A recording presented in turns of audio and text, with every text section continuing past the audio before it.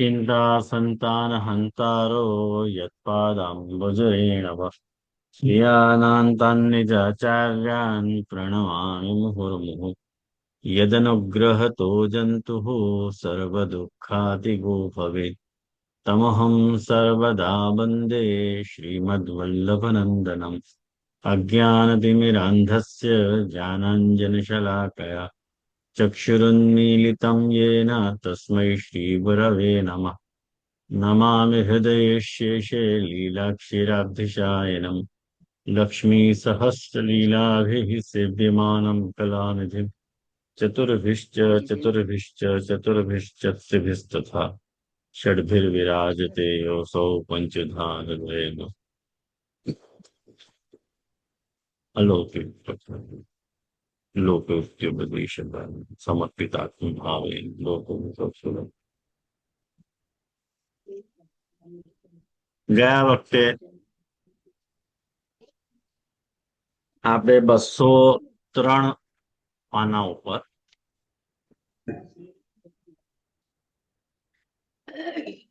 આપણે આવિર્ભાવ તિરોભાવનો સિદ્ધાંત આપણે જોયો હતો અને એ તમારા મગજમાં સરખી રીતે બેસી ગયું હશે એવા શુભાશયની સાથે આજે આપણે આજની ક્લાસ આપણે પ્રારંભ કરીએ.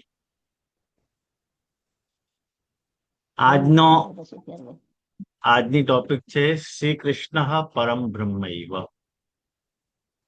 આજની ટોપિક પણ થોડી અઘરી તો છે, પણ થોડોક ઉત્કંઠાથી સાંભળશો તો સમજમાં આવશે, અને સાંભળવું છે એટલે સાંભળશો તો પછી કઈ સમજમાં નહીં આવે. કારણ કે ઉપનિષદના ઉદાહરણ વગેરે આપવામાં આવ્યા છે, તો એ આપણે જોવું પડશે શાંતિથી શું કહેવા માંગી રહ્યા છે. હવે એક વાત શાંતિથી સમજો. આ શ્લોકના માધ્યમ હવે જે તાદૃશમ પરબ્રહ્મ શ્રી કૃષ્ણ એવા જો લાલુ ભટ્ટજી આજ્ઞા કરે છે કે એવા જે કૃષ્ણ છે, કેવા કૃષ્ણ? તાદૃશમ કૃષ્ણ, તેવા કૃષ્ણ એટલે જેના માટે પ્રકાશ આશ્રય સિદ્ધાંત સમજાવવામાં આવે. પ્રકાશ અને એનો આશ્રય, સૂર્ય અને એનો પ્રકાશ, એ જે ન્યાયથી જે બ્રહ્મના વિષયમાં સમજાવવામાં આવ્યું, એ જ પરબ્રહ્મ જે છે, એ જે પરબ્રહ્મની વાત વેદમાં સમજાવવામાં આવી છે. એ પરબ્રહ્મ કોણ છે એ બાબતની ચર્ચા આજની ટોપિકમાં આપણે કરવાના છીએ. કે એ પરબ્રહ્મ કોણ છે? તો કહી રહ્યા છે કે તાદૃશમ પરબ્રહ્મ, તેવા પરબ્રહ્મ જે છે શ્રી કૃષ્ણ છે. ખ્યાલમાં આવ્યું? હવે શાંતિથી પહેલા આ વાતને સમજી લ્યો કે આ શ્લોકના માધ્યમથી જે ગ્રંથકાર છે, એ ગ્રંથકાર આ સિદ્ધ કરવા માંગે છે કે કૃષ્ણ જે છે કોઈ સાધારણ મનુષ્ય કે રાજા કે કેવલ એક અવતારનું નામ નથી. આ નામ વેદના જે મોટા મોટા જે રહસ્યો છે, એ રહસ્યને સમજાવી રહ્યો છે. એટલે આ જે પરબ્રહ્મ છે, જેને આપણે શ્રી કૃષ્ણના નામથી ઓળખીએ છીએ, એ જે શ્રી કૃષ્ણ છે એને ઋષિ મુનિ ગોતી રહ્યા છે. માયાવાદી જેને સચ્ચિદાનંદ અને નિરાકાર સમજી રહ્યા છે. આ શ્લોક આપણને આ બતાવે છે કે એ જે પરબ્રહ્મ શ્રી કૃષ્ણ છે, એ પરમ સત્ય અને પરમ આનંદ છે. અને ઈ પરમ સત્ય અને ઈ પરમ આનંદ જ્યારે કોઈ સાકાર રૂપ ધારણ કરે છે, ત્યારે એ સાક્ષાત પરબ્રહ્મને કૃષ્ણના નામથી આપણે ઓળખીએ છીએ. ક્લિયર છે કે અઘરું છે? રાઈટ. હવે આ જે પરિભાષા કૃષ્ણની ભાગવત નથી આપી રહ્યો, ગીતા નથી આપી રહી, વેદ ઉપનિષદ આપી રહ્યા છે. કયો ઉપનિષદ છે? ગોપાલ પૂર્વ તાપની, આ ઉપનિષદનું નામ છે. આ જે ગોપાલ પૂર્વ તાપની ઉપનિષદ છે, આ ઉપનિષદની શ્રુતિ બધા જ પુષ્ટિ માર્ગીઓએ મોઢે હોવી જોઈએ, કંઠસ્થ હોવી જોઈએ, જે આપણા કૃષ્ણના પરબ્રહ્મત્વને સિદ્ધ કરે છે. બધા આને નેક્સ્ટ ક્લાસમાં બધા મગઅપ કરીને આવજો, કંઠસ્થ કરીને આવજો. કઈ શ્રુતિ છે? કૃષિર ભૂવાચક શબ્દો ણશ્ચ નિર્વૃત્તિ વાચક તયોરેક્યમ પરબ્રહ્મ કૃષ્ણ ઇત્યભિધીયતે. આ જે અહીંયા લખેલું છે અહીંયા, હવે આનો અર્થ સમજીએ. કૃષ્ણ ધાતુ, કૃષિર ભૂવાચક શબ્દ, કૃષ્ણ શબ્દમાં જે કૃષ ધાતુ આવી છે, કૃષ્ણ પદમાં જે કૃષ ધાતુ છે, કૃષ ધાતુનો અર્થ હોય છે ભૂ. ભૂ એટલે સત્તા, પૂર્ણ સત્ય અથવા અસ્તિત્વ. અને અણશ્ચ નિર્વૃત્તિ વાચક. અણ શબ્દની મિનિંગ શું છે? તો વેદ આપણને સમજાવે છે નિર્વૃત્તિ. નિર્વૃત્તિ એટલે પૂર્ણ પરમાનંદ. હવે ઉપનિષદ કે છે તયોર એક્યમ, કૃષ્ણને અને અણને મળાવો, કૃષ્ણને અને અણને જોડો તો કયું પદ બને છે? કૃષ્ણ. તો એનો અર્થ શું થયો? કૃષ્ણ ધાતુનો અર્થ સત્તા થયો અને અણ ધાતુનો અર્થ આનંદ થયો. તો એનો અર્થ થયો કે જ્યાં કૃષ્ણ આનંદની સત્તા છે, એ કૃષ્ણ છે. આ પરિભાષા આપણે નથી બનાવી, ગોપાલ પૂર્વ તાપની ઉપનિષદની આ વ્યાખ્યા છે. આયો ધ્યાનમાં? અને આના એટલે કૃષ્ણ અને અણ ને મળાવીને જે શબ્દ બની રહ્યો છે કૃષ્ણ, એનો અર્થ આ થઈ રહ્યો છે કે વેદમાં કૃષ્ણને જ સાક્ષાત પરબ્રહ્મ કહેવામાં આવ્યું છે. ખ્યાલ આવ્યું? હવે મેં તમને આ પેરેગ્રાફમાં લાલુ ભટ્ટજી શું સમજાવવા માંગી રહ્યા છે ગ્રંથકાર, એ તમને મેં બતાવી દીધું. જુઓ, બીજી એક શ્રુતિનો ઉદાહરણ લાલુ ભટ્ટજી આપી રહ્યા છે. કઈ શ્રુતિ છે? સચ્ચિદાનંદ રૂપાય કૃષ્ણાય અક્લિષ્ટ કર્મણે નમો વેદાંત વેદ્યાય ગુરુવે બુદ્ધિ સાક્ષિણે. બહુ સરસ અને ફેન્ટાસ્ટિક શ્લોક છે. આ આખો શ્લોક હું તમને બતાવી રહ્યો છું. અહીંયા લાલુ ભટ્ટજી અડધું કોટ આપી રહ્યા છે. હું તમને આખો શ્લોક બતાવી રહ્યો છું. એટલે સચ્ચિદાનંદ રૂપાય એટલે જે સત, ચિત અને આનંદ સ્વરૂપ છે. અક્લિષ્ટ કર્મણે, સચ્ચિદાનંદ રૂપાય કૃષ્ણ એટલે જે સત, ચિત અને આનંદ સ્વરૂપ છે અને જેના કર્મ જે છે ક્લેશ રહિત છે, એ અક્લિષ્ટ કર્મા છે. ક્લેશ રહિત એના કર્મો છે. અને વેદાંત વેદ્યાય, જે સંપૂર્ણ વેદો થકી જાણવા યોગ્ય છે. અને ગુરુવે બુદ્ધિ સાક્ષીણે, જે આપણા બધાની જે બુદ્ધિ છે એ બુદ્ધિના સાક્ષી છે, એટલે પરમ ગુરુ છે. એવા શ્રી કૃષ્ણને હું નમસ્કાર કરું છું. આ શ્રુતિ પણ, આ વચન પણ ગોપાલ પૂર્વ તાપનીય ઉપનિષદનો વચન છે. આવ્યું? કોઈ શંકા હોય તો પૂછજો. વિજયશ્રી દંડવત પ્રણામ. આ ગોપાલ કૃષ્ણ એ કોણ છે? હે શું? તો આજે ગોપાલ કૃષ્ણની આપશ્રીએ વાત કરીને તો એ કોણ છે? કોણ છે એટલે? આપણા અહીંયા આપણા સંપ્રદાયમાં ગોપાલ કૃષ્ણ જે છે તમે બતાવ્યું કે એમને આ કરાવ્યું છે, બનાવ્યું છે, તો એ ગોપાલ કૃષ્ણ કોણ છે એ પૂછવું છે. મોહમ્મદ રસૂલુલ્લાહ. આ કોઈ વ્યક્તિ નથી, શ્રુતિ છે. શ્રુતિ ઉપનિષદ નું છે. નામ છે ઓકે. ગોપાલ પૂર્વ તાપની. ઓકે. હા, એ કન્ફ્યુઝ. કોઈ વ્યક્તિની વાત નથી ચાલી રહી હમણાં. એટલે એનું અર્થ છે કે તમે કઈ સમજી જ નથી રહ્યા. નહીં તો આવો પૂછ્યું, પ્રશ્ન કરાય.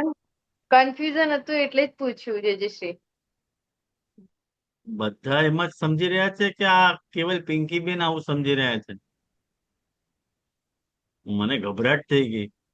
કોઈ ના ના વસ્તુ વિશે નહીં સમજી જતા તમે. જય જય ઉપનિષદ નું વાક્ય છે એ. હા, હા, ઉપનિષદ નો ઉપનિષદ. વાક્ય છે. અને એ ઉપનિષદ નો નામ છે ગોપાલ પૂર્વ તાપની. હા જી. આવ્યું ધ્યાનમાં? જી જી જેવી જી જી. રીતે જેવી રીતે છાંદોક્ય ઉપનિષદ છે, જેવી રીતે બૃહદારણ્યક ઉપનિષદ છે, જેવી રીતે કઠોપનિષદ, કેનોપનિષદ, ઈશાવાસ્યોપનિષદ છે, એવી રીતે ગોપાલ પૂર્વ તાપની એક ઉપનિષદ છે. એ ઉપનિષદમાં આપણા આરાધ્ય ભગવાન શ્રી કૃષ્ણનો પરબ્રહ્મત્વ સિદ્ધ કરવામાં આવ્યું છે. અને એ એવી રીતે આજ્ઞા કરે છે કે જ્યાં આનંદની સદા સત્તા છે એ શ્રી કૃષ્ણ છે. અને મેં તમને વિભાજિત કરીને બતાવ્યું કે કૃષ્ણ શબ્દમાં કૃષ્ણ શબ્દનો અર્થ શું થાય અને અણનો અર્થ શું થાય, એ બધું છૂટું કરીને બતાવ્યું. અને બીજો ઉદાહરણ મેં બતાવ્યું તમને કે સચ્ચિદાનંદ રૂપાય કૃષ્ણાય અક્લિષ્ટ કર્મણે, કે એ સચ્ચિદાનંદ રૂપ કૃષ્ણને હું નમસ્કાર કરું છું, જે અક્લિષ્ટ કર્મા છે અને આખા વેદાંતથી જાણવા યોગ્ય છે અને આપણા બધાની બુદ્ધિના જે સાક્ષી છે, એવા શ્રી કૃષ્ણને હું નમસ્કાર કરું છું.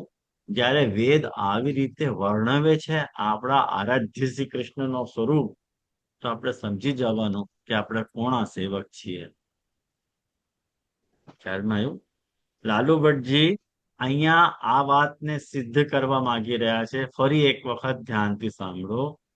કૃષ્ણનો જે શ્રી વિગ્રહ છે, શ્રી વિગ્રહ એટલે શરીર, હાડમાસનું કે પાંચ ભૌતિક થી બનેલું નથી.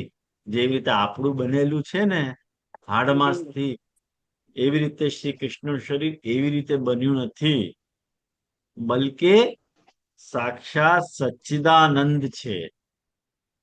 અદ્વૈતવાદી અદ્વૈતવાદી આમ માને છે કે સગુણ રૂપ જે છે, પ્રભુનો જે સગુણ રૂપ છે, એટલે સગુણ રૂપ એટલે આપણી નરી આંખોથી દેખાતો અવતારકાલીન જે કૃષ્ણ સ્વરૂપ છે, એ જે સ્વરૂપ છે માયાના બંધન અને કર્મ ક્લેશથી યુક્ત હોય છે.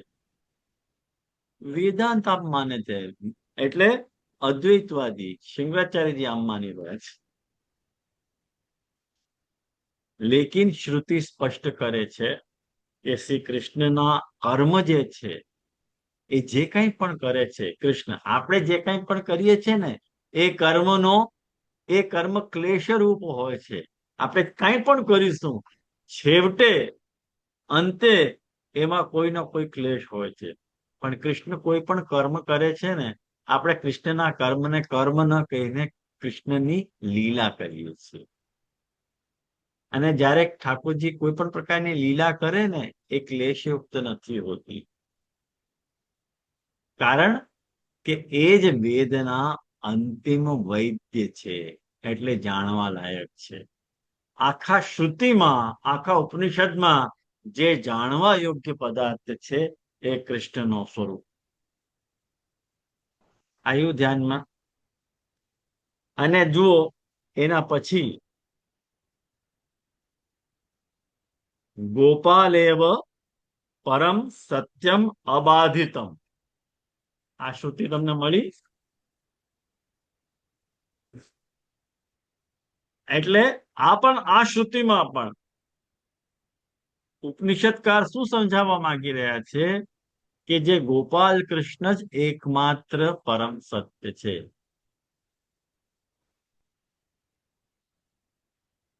અને એ જે સત્ય છે એ અબાધિત છે.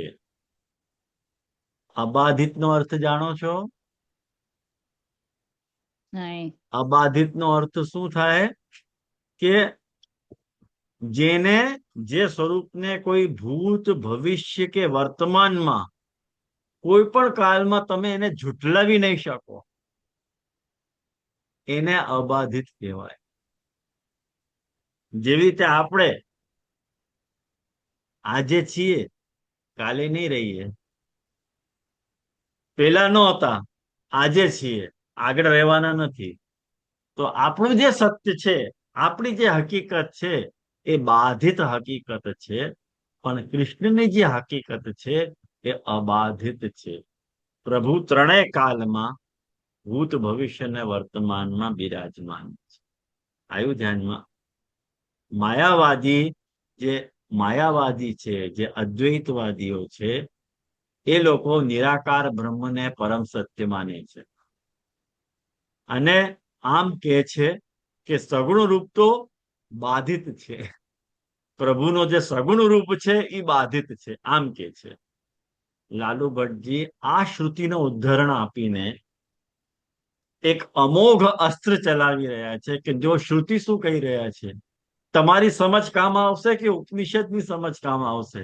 તમે જેવી રીતે સમજો છો એવી રીતે બ્રહ્મનું સ્વરૂપ છે કે શ્રુતિ જેમ સમજાવે છે એ બ્રહ્મનું સ્વરૂપ છે? શ્રુતિ તો આમ સમજાવી રહી છે કે એ અબાધિત સત્ય છે. તો સત્ય એ વાત છે. જે ગોપાલ જે છે, ગોપાલ કૃષ્ણ એટલે ઠાકોરજી, એ સૌથી મોટા અને અંતિમ સત્ય. આ ગોપાલ કૃષ્ણ કોઈ વ્યક્તિની વાત નથી ચાલી રહી, આ આપણા ઠાકોરજીની વાત ચાલી રહી છે. અને આ વચન ગોપાલ પૂર્વ તાપનીય ઉપનિષદ નામની શ્રુતિમાં આવી રહ્યા છે. મને લાગે છે મેં વિષયને સ્પષ્ટ કર્યો.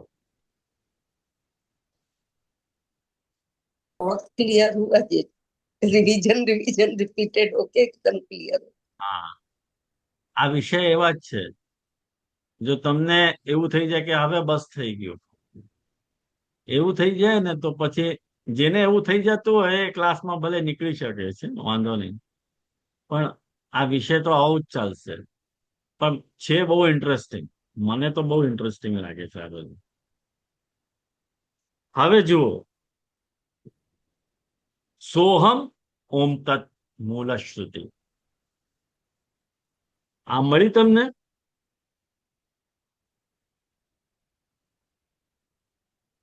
આ શ્રુતિ ઉપનિષદમાં બ્રહ્મના માટે આમ કહેવામાં આવે છે કે પરબ્રહ્મ સ્વરૂપ તો ઓમકાર છે. એટલે એ જે સાક્ષાત હું જ છું, આમ એ વર્ણન કરે છે. આ જે મહાવાક્ય છે, ઓમ ઓમ કરીને જે આ વાક્ય આવી રહ્યો છે, ગોપાલપુરુ, આ પણ ગોપાલપુરુ આપની ઉપનિષદનો જ છે, આ મૂળ શ્રુતિનો જ વચન છે. આ વાક્ય ભગવાનની સર્વોચ્ચતા, સર્વવ્યાપકતા અને અભેદને દર્શાવે છે. આ શ્રુતિનો વચન લાલુ ભટ્ટજી આનો ઉદાહરણ આપીને આ સિદ્ધ કરવા જાય છે કે વેદોમાં જેને ઓમકાર અને તત્ કહીને ગુણગાન કરવામાં આવી રહ્યું છે, એ કોઈ નિર્ગુણ નિરાકાર શૂન્યની વાત નથી, બલકી સાક્ષાત શ્રી કૃષ્ણની વાત છે. એટલે સમજી જાઓ કે નિર્ગુણ નિરાકાર નથી, સગુણ સાકાર છે. કારણ કે નિર્ગુણથી વાતો ન થાય, તે વિના જીવ અપડાય. નિર્ગુણનો નિર્દેશ અટપટો, રસના શીપેરે કહીએ, રૂપ વર્ણ વપુ દ્રષ્ટ પદાર્થ ત્યાં એકો નવ લઈએ. જે રીતે આપણા દયારામભાઈ કે છે કે નિર્ગુણનો તો નિર્દેશ અટપટો છે. નિર્ગુણનો આપણે નિર્દેશ કરી જ કેવી શકીએ? નિર્ગુણના વિષયમાં આપણે કઈ વખાણ આપણે કહી જ નથી શકતા. જેનામાં કોઈ ગુણ જ ન હોય એનું આપણે વર્ણન કેવી રીતે કરશું? ખ્યાલમાં આવ્યું? તો આ બધા વચનોથી આપણે એ વાત જોઈ. હવે એક વચન રહી ગયું, કૃષ્ણો બ્રહ્મૈવ શાશ્વતમ. આ એક વચન રહી ગયું. આ વચન જે છે કૃષ્ણોપનિષદનો છે. ગોપાલ પૂર્વ તાપની એનો નથી. કૃષ્ણ નામનો એક ઉપનિષદ છે, કૃષ્ણોપનિષદ. એ ઉપનિષદમાં એમ કહેવામાં આવ્યું છે કે તસ્માદ કૃષ્ણો બ્રહ્મૈવ શાશ્વતમ. એટલે એટલા માટે, તસ્માદ એટલે એટલા માટે આ સમસ્ત પ્રમાણોથી સિદ્ધ થાય છે કે કૃષ્ણ જ શાશ્વત પરબ્રહ્મ છે. શાશ્વત પરબ્રહ્મ છે એટલે સદા રહેનારા, શાશ્વત. અહીંયા પણ જે લાલુ ભટ્ટજીનો આશય છે અને લાલુ ભટ્ટજીનો જે હાર્દ છે એ આ શ્રુતિનો જે પ્રયોગ કરી રહ્યા છે એ સ્ટેમ્પ લગાડી રહ્યા છે લાલુ ભટ્ટજી આ વાત કહીને. શાશ્વતનો અર્થ શું થાય છે? એ જેનો ક્યારે પણ પ્રલય કે અંત નથી થતો. શ્રી કૃષ્ણનો અવતાર કોઈ લૌકિક અથવા કોઈ સીમિત સત્યની ઘટના નથી. આવ્યું ને ખ્યાલમાં? કૃષ્ણ તો નિત્ય છે, સનાતન છે અને શાશ્વત પરબ્રહ્મ છે. એના ઉપર ન તો કોઈ નિરાકાર છે, ન કોઈ બીજો તત્વ. આ કૃષ્ણની હકીકત છે. એટલે આ બધી શ્રુતિઓનું ઉદાહરણ આપીને ગ્રંથકાર એ વાતને સમજાવવા માંગે છે કે પુષ્ટિ માર્ગીય જે ઠાકોર છે, જે દરેક વૈષ્ણવને ત્યાં બિરાજે છે, એ ઠાકોર કોઈ સાધારણ દેવ નથી.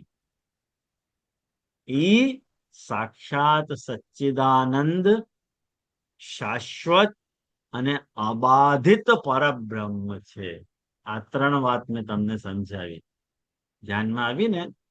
હવે ભૂલથી પણ અન્યાશ્રય નહીં કરતા. જેની ખોજમાં ઉપનિષદ પણ નેતિ કરે છે. ઉપનિષદ પણ જેને ગોતી રહી છે કૃષ્ણ સ્વરૂપ કેવો છે, કેવો છે, કેવો છે. હવે ભૂલથી પણ અન્યાશ્રય નહીં કરતા. આપણા સર્વદા સર્વભાવેના ભજનીયો વેદાંત. આ આપણું મૂળ સિદ્ધાંત છે. અને આપણે જે કૃષ્ણને પરબ્રહ્મ માની રહ્યા છીએ એ આપણા મગજની કોઈ કલ્પના નથી. મેં તમને વેદના વચનોના ઉદાહરણ તમને આપ્યા.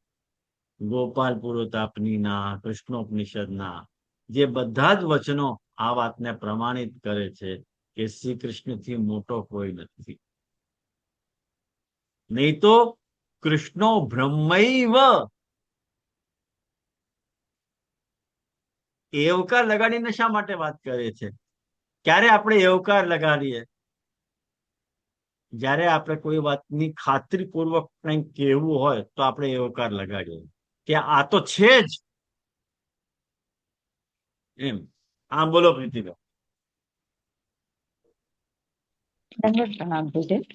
આ જે ગોપાલપુર તાપની ઉપનિષદની શ્રુતિઓ જે છે એ એક જ લાઈનમાં છે તો બધી ચાર અલગ અલગ સમજવાની ને આપણે. કૃષિ ભૂવાચક વાળી એક થઈ ગઈ, સોહમ વાળી બીજી થઈ ગઈ, ગોપાલ એવા સત્યમ અબાધિત ત્રીજી, અને કૃષ્ણાય અક્લિષ્ટ કર્મને ચોથી. ચાર અલગ અલગ શ્રુતિ ગોપાલ પૂર્વ તાપની એમાં જ સમજવાની, ને પાંચમી શ્રુતિ કૃષ્ણ ઉપનિષદમાં. એટલે એવી રીતે પાંચ અલગ અલગ એક્ઝામ્પલ આપીને. રાઈટ. બહુ સરસ.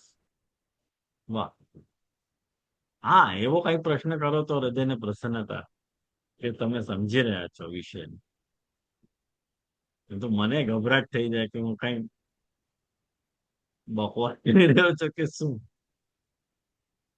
હવે આ પેસેજ મેં તમને આ સરખી રીતે સમજાવી દીધો.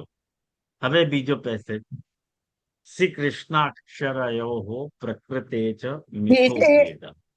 જે એક ભગવદ हाँ गीता वाला बाकी है जे दंडोत प्रणाम।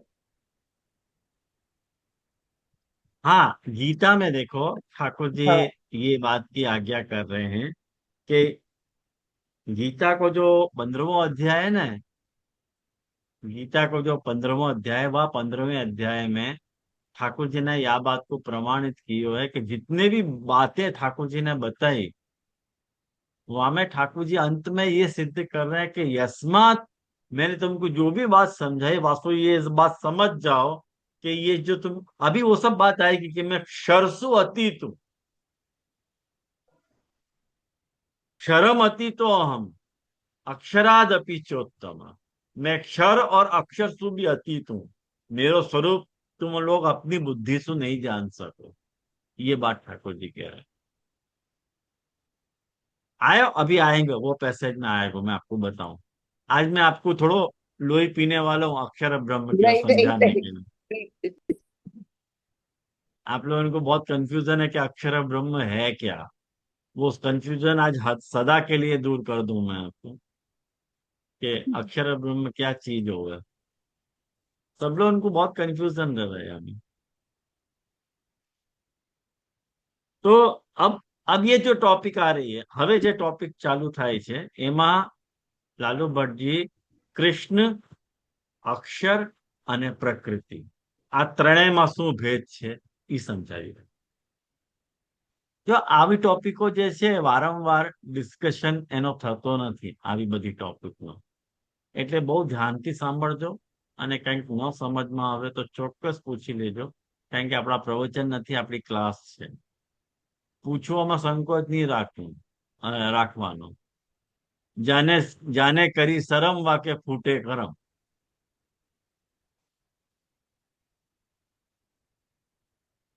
હવે જુઓ,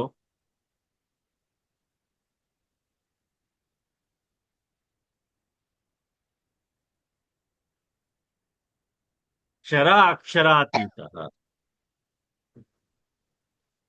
લાલુ ભટ્ટજી અહીંયા આ સિદ્ધ કરવા માટે છે, કરી રહ્યા છે કે કૃષ્ણ કોઈ સાધારણ ભગવાન કે કેવલ એક અવતાર નથી.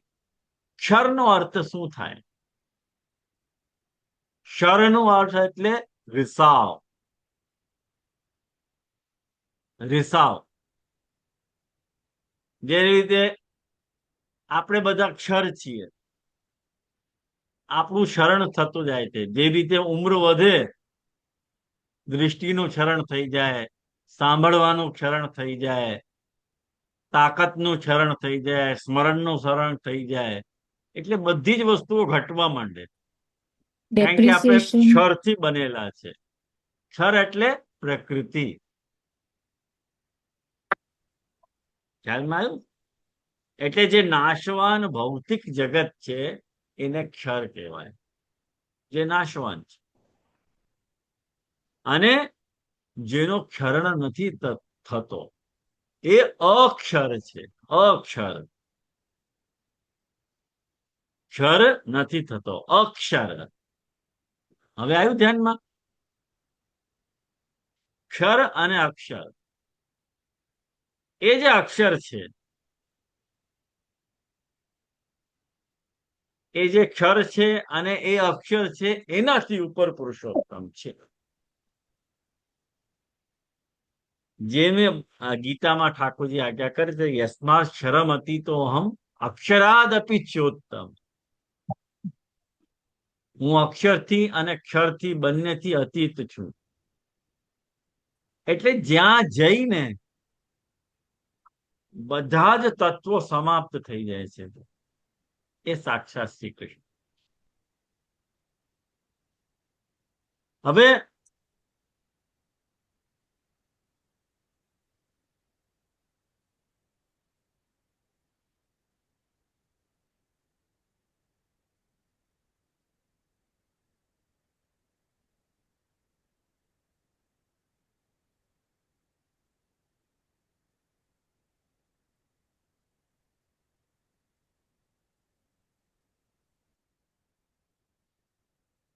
અહીંયા જો વચન આવી રહ્યો છે કે અક્ષર બ્રહ્મ પરમમ. દેખાયું તમને? ભગવદ ગીતાનું વચન છે આ ભગવદ ગીતાના વચનમાં ઠાકોરજી સમજાવી રહ્યા છે કે છેલ્લી અક્ષરમ લાઈનમાં જે છે, બ્રહ્મ પરમમ. જે અક્ષર બ્રહ્મ છે એ પરમ છે.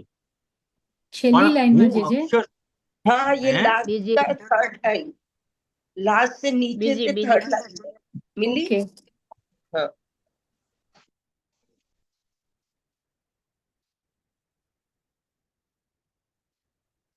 હવે તમને સૌથી પહેલા એક વાત તમને સમજાવી દઉં.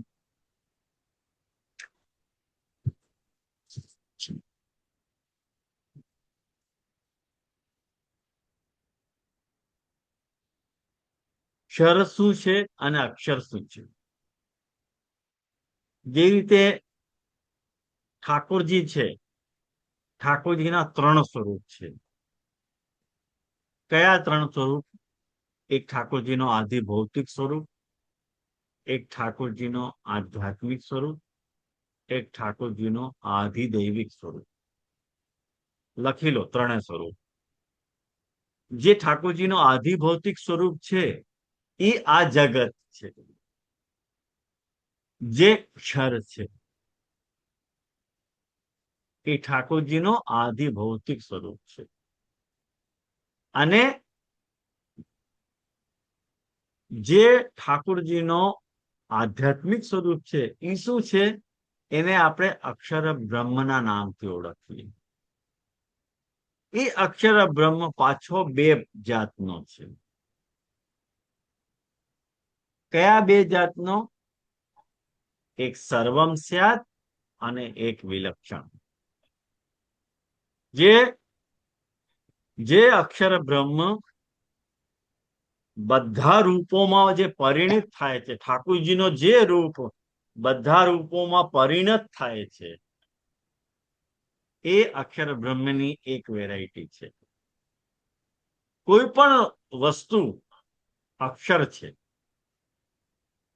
અક્ષર જ બધા રૂપ ધારણ કરે છે. અક્ષર બ્રહ્મ ઠાકોરજીની નેક્સ્ટ શક્તિ છે, જેનાથી ઠાકોરજી કઈ કામ કરે છે. જે રીતે હું લખું છું, પેનથી લખું છું, અને લખી રહ્યો છું તો મને કોઈ આધાર તો જોઈએ કે નહીં? તો આધાર જે છે એ અક્ષર છે. જેવી રીતે હું તમને કહું કે આ આધાર અને આના આધાર ઉપર આ પેન મૂકેલી છે, તો પેન આધેય છે અને મોબાઈલ આધાર છે. તો ઠાકોરજીના કેસમાં જે આધાર છે એ કૃષ્ણ છે, અને આધાર જે છે એટલે એ અક્ષર બ્રહ્મ છે, અને જે આધેય છે એ કૃષ્ણ છે. कृष्ण से आते।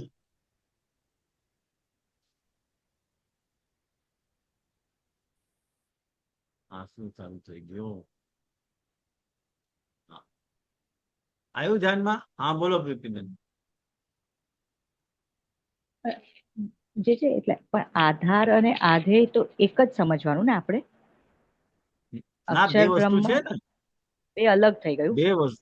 2 વસ્તુ છે. એક આધાર છે અને એક આધેય છે. આધાર ઉપર જે ટકે છે,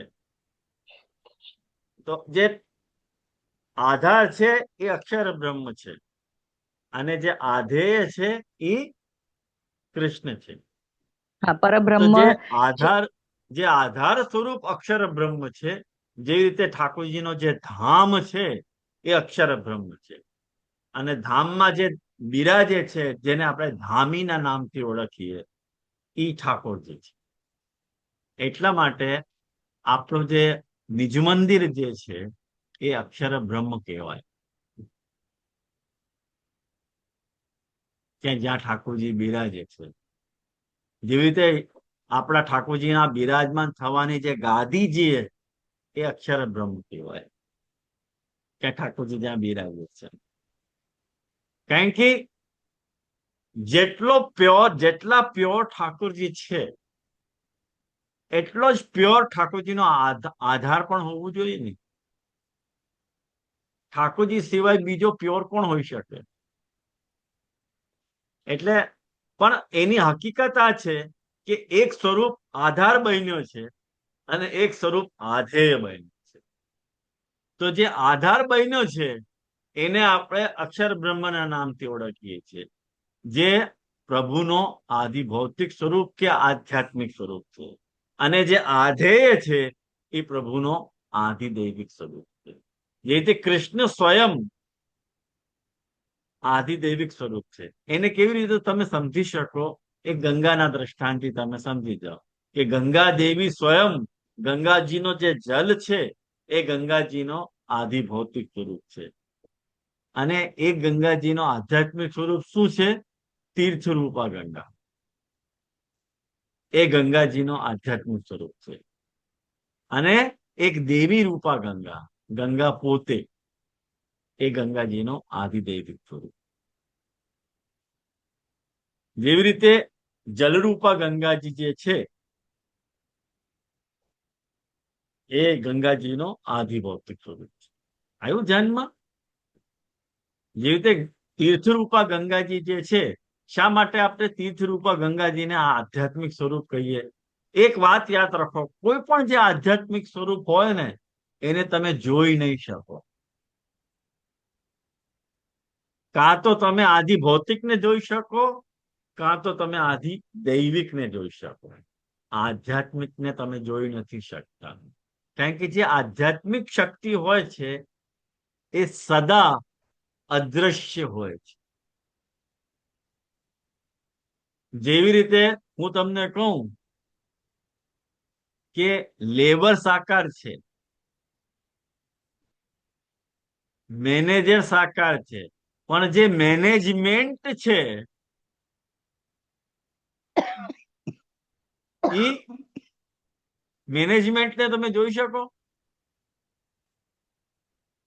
મેનેજમેન્ટને સમજી શકાય, જોઈ શકાતું નથી. ખ્યાલમાં આવ્યું તમને? લેબર સાકાર છે, મેનેજર સાકાર છે, પણ જે અદ્રશ્ય શક્તિ, જે મેનેજમેન્ટ છે એ આધ્યાત્મિક છે. જે રીતે તમારા કેસમાં તમે જોઈ લો કે તમે પોતે વૈષ્ણવ છો, એ તમારું આધ્યાત્મિક સ્વરૂપ છે, આધિભૌતિક નહીં. એ વૈષ્ણવ સ્વરૂપ તમને દેખાય છે? દેખાતું તો નથી. એટલે બ્રહ્મસમાન લેવાની પહેલા તમે વૈષ્ણવ નહોતા, હવે વૈષ્ણવ બની ગયા. ક્યાં દેખાય છે? કેવી રીતે ઓળખવું કે વૈષ્ણવ થઈ ગયા? દેખાતું તો નથી. અરે દેખાતું નથી પણ સમજવું પડશે તમને. આ સિસ્ટમ છે. જે રીતે લગ્ન પહેલા એ વ્યક્તિ છે, પણ લગ્ન થઈ જાય તો એ પતિ કહેવાય છે.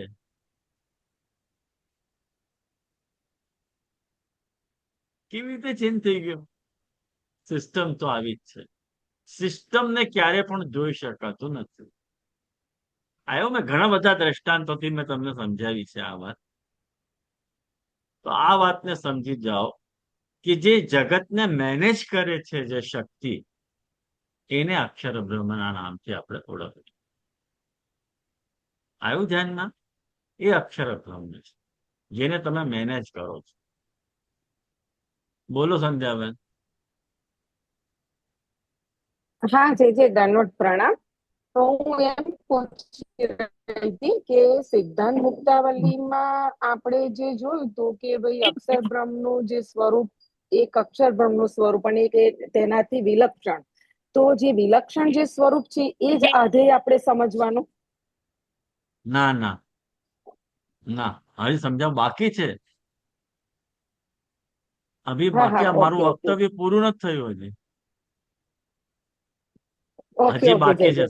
એટલે એ વિલક્ષણ છે ને, શબ્દ વિલક્ષણ જે વાપરે છે ને એ મને સમજાતો નથી, કાયમ એ મને નડ્યા કરે હવે છે, હું એટલે મેં સમજાવીશ. કીધું આ આધેય એ જ વિલક્ષણ. હા હા હા, હા, ઓકે. સમજાવીશ. દંડવત પ્રણામ. હા. અત્યાર સુધી મેં તમને અક્ષર બ્રહ્મના, જુઓ મેં તમને સમજાવ્યું, બે સ્વરૂપ છે. એક સર્વમ સ્યાત અને એક વિલક્ષણ. જે સર્વમ સ્યાત જે આપણે નરી આંખોથી જોઈ શકીએ એ મેં તમને સમજાવ્યું અત્યાર સુધી. હવે વિલક્ષણનું સ્વરૂપ કેવી રીતે આપણે સમજવું પડશે? વિલક્ષણનું સ્વરૂપ આ કે જે ધામી, જે ધામ સ્વરૂપ છે એ વિલક્ષણ. એક જગત થવું એનો સર્વમ સ્યાત વાળું સ્વરૂપ અને એક ધામ થવું એનો વિલક્ષણ વાળું સ્વરૂપ. બંને કેસમાં એમાં જે આધેય છે એ આધિદૈવિક છે. આવ્યું ધ્યાનમાં? ત્યાં ધામધામી કહેવાશે. એટલે આધે પરબ્રહ્મ ને જજસી આધે એ આધેય પરબ્રહ્મ. પરબ્રહ્મ, આધેય પરબ્રહ્મ. પણ મહાપ્રભુજી કે છે કે અક્ષર બ્રહ્મમાં અને પરબ્રહ્મમાં આમ જોવા જઈએ ને તો કઈ ભેદ નથી, એક જ છે.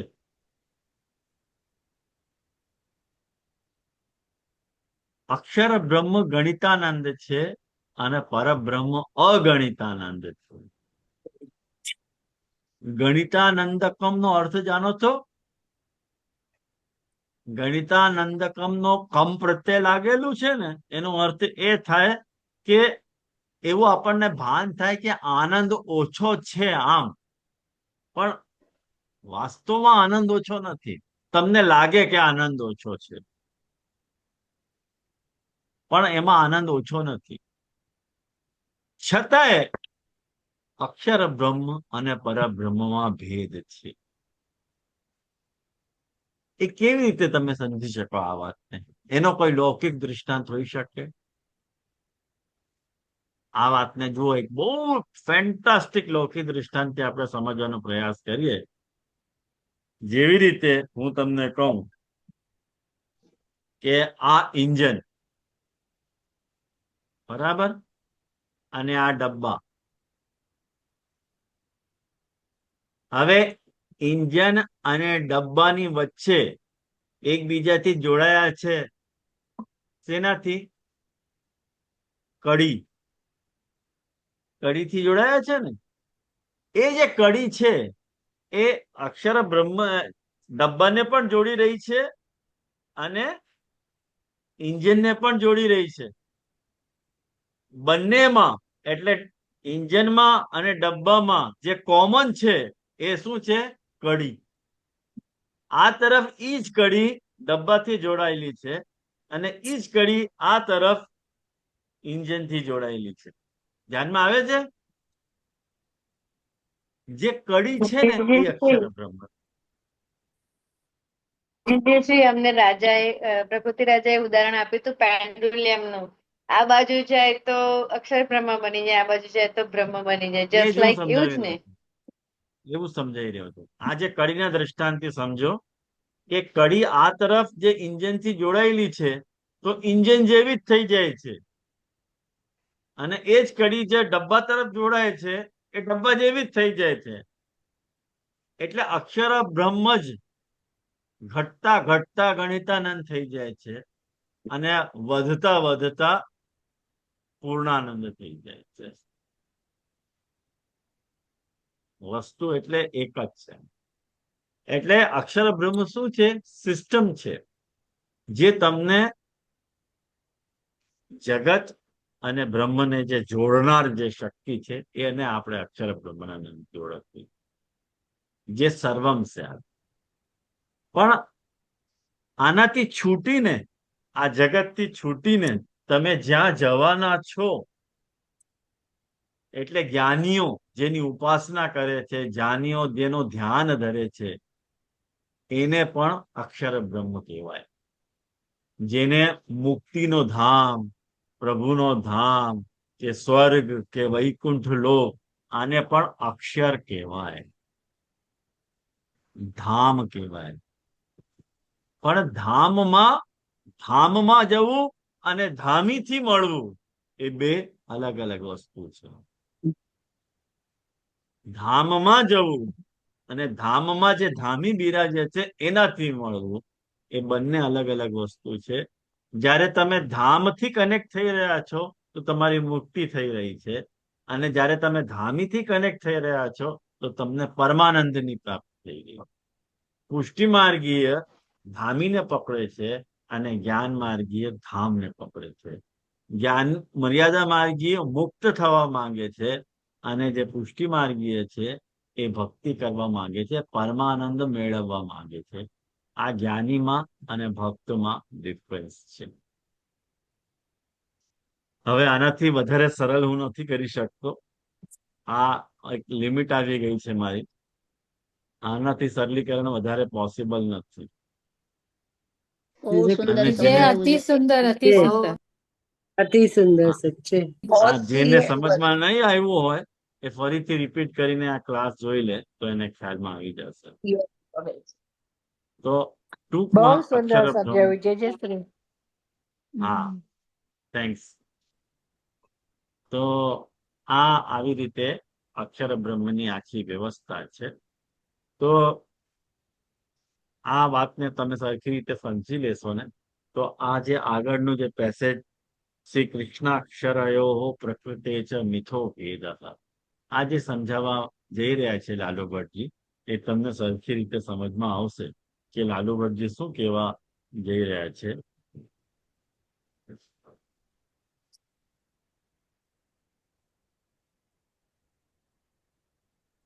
હવે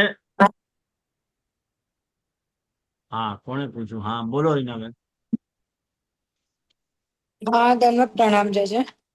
હા, એટલે જજે આમાં મને જે સમજણ પડી એ પ્રમાણે કે અ, જે ક્ષર છે એ આધિભૌતિક છે, અક્ષર છે હે? એ આધ્યાત્મિક. હા, ક્ષર છે એ ભૌતિક આધિભૌતિક છે, અક્ષર છે એ આધ્યાત્મિક રૂપ છે, અને પરબ્રહ્મ કૃષ્ણ જે છે એ આધિદૈવિક સ્વરૂપ છે. બરાબર છે.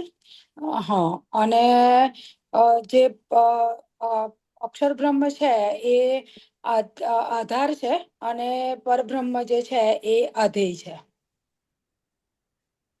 રાઈટ. બરાબર છે. ધન્યવાદ જય.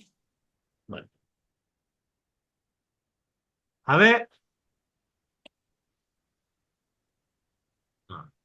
હવે જુઓ તમે જી જી બ્રહ્મસૂત્ર અને जी ભાગવત जी નો સમન્વય. હા, હવે કોણ બાકી રહ્યું? जी जी सॉरी, मैंने हाथ उठाया था लेकिन आपका ध्यान नहीं था। हाँ, जी जी, मुझे सिर्फ एक पूछना है कि आपने जो अक्षर ब्रह्म का जो दो स्वरूप बताया, सर्वम स्यात् और विलक्षण, हम्म, उसमें जरा कंफ्यूजन है। उसमें आपने बताया कि सर्वम स्यात् जो हम नरी आंखों से देख सकते हैं, बराबर है, तो वो जगत के स्वरूप में है, तो उसे हम आदि भौतिक कह सकते हैं। लेकिन जो विलक्षण है उसको धाम स्वरूप कहते हैं, तो वो हमारी आधिदैविक स्वरूप हो जाएगा। नहीं, मैं आध्यात्मिक हो जाएगा। आध्यात्मिक हो जाएगा, और आधिदैविक फिर परब्रह्म हो जाएंगे, जो उनके आदिदेविक श्री आध्यायिक कृष्ण हो जाएंगे। श्री कृष्ण हो जाएंगे। बस यही मुझे पूछना था कि उसमें वो कौन सा स्वरूप होगा। आध्यात्मिक धार्मिक आदि स्वरूप लेवाना। आदिदेविक तो कृष्ण, जैसे गंगा के दृष्टांत तो बताया ना कि गंगा जी को जो आधि भौतिक स्वरूप जल वालो, गंगा जी को आध्यात्मिक स्वरूप तीर्थ स्वरूप। अब आप देखो वो आध्यात्मिक स्वरूप क्यों है? कारण कि वही गंगा जी को जल आप घर पे लेके आओ और स्नान करो तो गंगा स्नान को फल मिलेगा? नहीं मिलेगा। गंगा को फल गंगा के घाट पे ही मिलेगा। हाँ जी, बराबर है। वो सिस्टम वहां प्रिवेल कर रही है। आपके घर पे आपको स्नान करने से आप गंगा स्नान को फल क्लेम करो तो वो क्लेम नहीं हो जाएगा। जैसे एक बात समझो कि आज गंगा जी जहाँ काशी में विराजमान है, और काशी के घरन में जो नलन में गंगा को जल आ रहा है, क्या उन सबन को गंगा स्नान का फल मिल रहा है? मार दिए ना। तो कारण कि वो तो आध्यात्मिक, गंगा को साधारण जल समझ के नहा रहे हैं। जब अपन महात्म बुद्धि से जो स्नान कर रहे हैं और फल को क्लेम करना चाह रहे हैं तो अपने को घाट पे ही जाना पड़ेगा। ऐसे ही अपन को, यदि अपन मुक्त होना चाह रहे हैं अपन ये संसार से तो अपने अक्षर ब्रह्म में लीन होना पड़ेगा, मतलब प्रभु के धाम में जाना पड़ेगा। लेकिन जरूरी नहीं है जैसे कि अपन कृष्ण से कनेक्ट कर पाए, पर कृष्ण के धाम से कनेक्ट हो सकेंगे।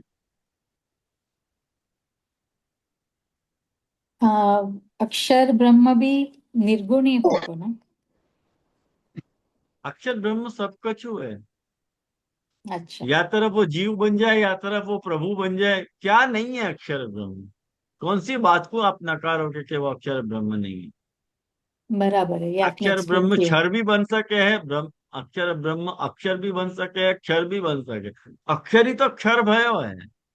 हाँ जी जी, और जब बराबर। अपन अद्वैत मान रहे हैं तो अपन यूं थोड़ी बोलेंगे कि भाई आपके अलावा कोई है, हाँ जी जी, बराबर है। तो परफेक्ट। अद्वैत ही भंग हो जाएगा अपना, द्वैत आ जाएगा। हाँ जी जी, आया ना धन्यवाद, ध्यान? प्रणाम जी जी, खूब सुंदर से। तो मोको लगे आज अपन यहाँ रखें 10:30 बजे, कारण कि ये विषय अभी और चर्चा की अपेक्षा रख रहे हैं। और आप लोग इतनी निष्ठा से सुन रहे हो, अकेले आप लोगों को बहुत बहुत धन्यवाद। कारण कि जी जी, मेरा आप फेवरेट है अदर, ये। अच्छा तो और बहुत बढ़िया। आपका धन्यवाद जैसे मजा आ रहा है, आपके आनंद आ रहा है। खूब सुंदर बहुत सुंदर सिखाया आपने, बहुत ही आप अच्छे से सुंदर। एक्सप्लेनेशन कर रहे ना रिपीटेडली, वो तो बहुत ही આ सुंदर। બધા વિષયો એવા છે કે જેના તમે વારંવાર શ્રવણ કરશો ને તો હજી પાકું થશે, હજી. હવે સંધ્યાબેન ક્લિયર થયું તમને? હા જે સરસ ક્લિયર થયું અને બહુ આનંદ આવે છે. હા, અમારો ફેવરેટ સબ્જેક્ટ છે આ. અચ્છા, વાહ, સરસ. બહુ આનંદ આવે છે જે. जे मेरी सास बैठी है बाजू में, वो कब की वाह वाह करी, अभी बहुत सुंदर आया, अभी बहुत सुंदर आया, अच्छा ऐसा अच्छा बोल रही है। अच्छा जे अच्छा, वो वाह देख नहीं बे, सकती, आपको एक बार दंडवत प्रणाम कर ले। अच्छा अच्छा, हाँ ठीक है। दंडवत प्रणाम, दंडवत। उनको दिखता नहीं है कि आप कहाँ बैठे हो, बट सुनती है हाँ वो हाँ, पूरे सब कोई बात। लेक्चर्स। सेवा कहूँ तो बहुत पसंद आई, मुझे बहुत पसंद ઓકે आई। ઓકે. हाँ जी जी, પણ મને એમ લાગે છે કે તમે આવા બધા વિષયોમાં તમને રુચિ જાગૃત થઈ રહી છે, સાચે મહાપ્રભુજીની કૃપાની વાત છે, હો. नहीं नहीं जी तो जी, बहुत नहीं, आनंद आ रहा मुझे है, बहुत आपका जैसे एक्सप्लेनेशन आपने बहुत, आड़ी थी, बहुत आपका सुंदर. आपकी एक्सप्लेनेशन आड़ी से बहुत, जैसे इतना सुंदर समझाया ना आपने, हाँ, बहुत बहुत ज्यादा। रुचि जग जाती है। और સ્વરૂપને धन्यवाद, બધું प्रणाम दीदी। જરાક વધારે બસ સરસ. ડિટેલમાં સરસ રીતે આપ સમજાવો છો ને. હા, बहुत डिटेल में। તો આજે અહીંયા રાખીએ, હાસ્યનો પદ કરીએ આપણે. દ્રઢહીન ચરણન કેરો ભરોસો, દ્રઢહીન ચરણન કે શ્રી વલ્લભ નખ ચંદ્ર છટા બિન, सब जग माज अंधेरो भरोसो, गढ़ीन चरणन के साधन और नहीं आकली में, जासु होय निबेरो, सूर कहा कहे विविध आंधरो, बिना मूल को चेरो भरोसो, प्रवीण चरणन के. दंडवत प्रणाम जी जी। दंडवत धन्यवाद, प्रणाम प्रणाम जय। दीदी। हाँ, धन्यवाद, दंडवत प्रणाम दीदी। प्रणाम जय जय। दंडवत जय प्रणाम जय। दीदी। जय।